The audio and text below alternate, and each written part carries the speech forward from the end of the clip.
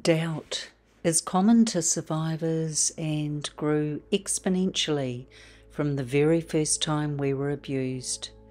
We had no choice, you see, but to doubt ourselves because we couldn't afford to doubt the abuser. Why? Because we needed them. Let me explain. They were family, which meant we couldn't afford for them to be wrong. We were children after all.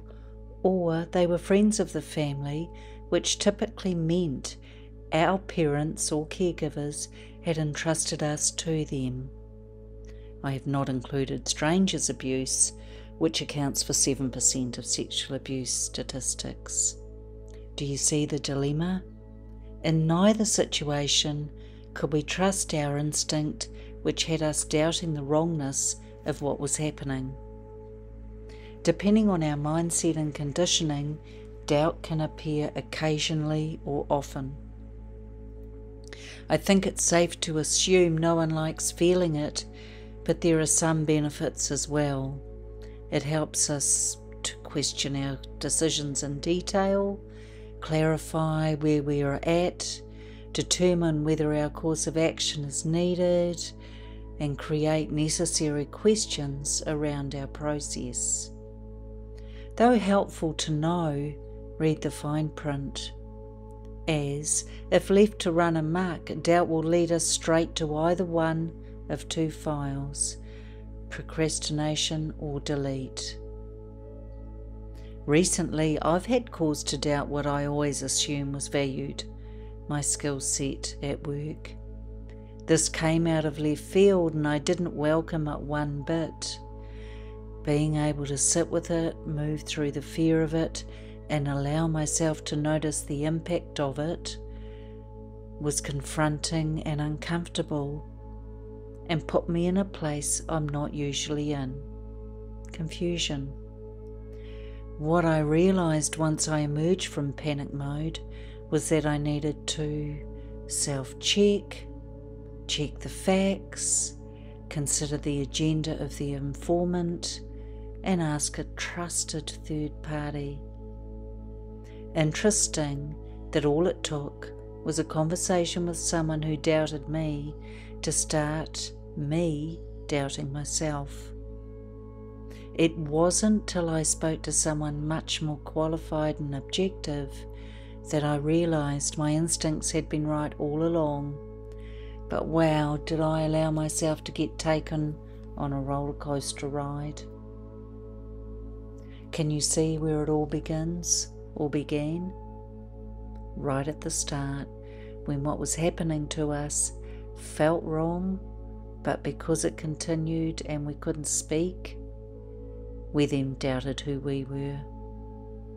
Looking back, I recognise the value of the doubt, but for those 24 hours, I'm talking about work now, I wasn't thrilled.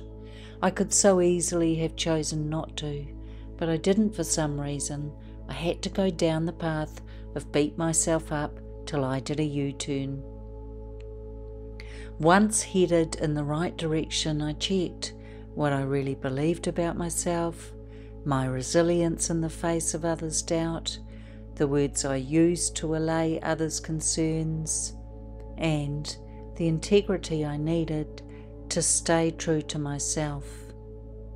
The answers did come, and they are there for all of us should we need them. Don't procrastinate. Rather, if doubt comes knocking at your door, look through the people and check it out. It usually wears 3 different hats. 1, you start feeling unsure about why you're doing something. 2, you wonder if you really are the right person for this. 3, you suspect you've got it wrong. One of the best ways to check if it has merit is to run the scenario by a trusted family member or friend, not someone with an agenda, someone who believes in you. Usually we find that people that love us will support what we are capable of versus undermining us and then causing the doubt to move into top gear.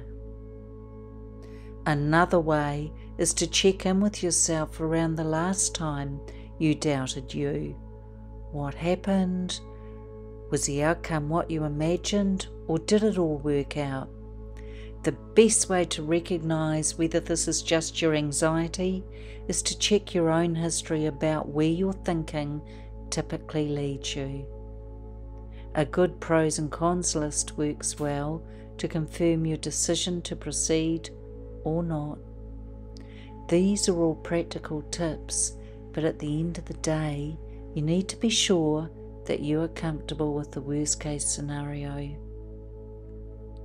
Regardless of what you decide about yourself and doubt, most of who you are is of such value you probably can't even see it. But I can, and so can others who love you.